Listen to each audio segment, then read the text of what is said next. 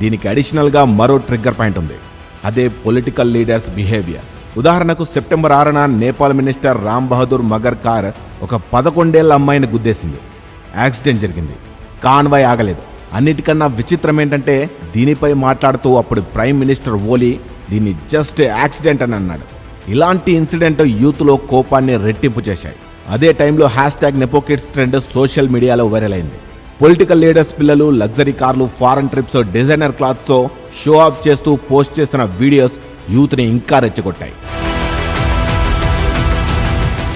September 8న social media బ్యాన్కి వ్యతిరేకంగా కాఠ్మండులో ప్రొటెస్టులు స్టార్ట్ అయ్యాయి.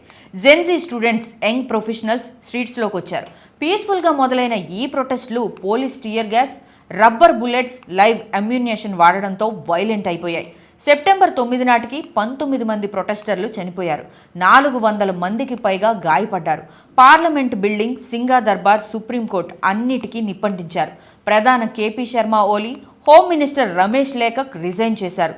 కానీ యూత్ ఆగలేదు.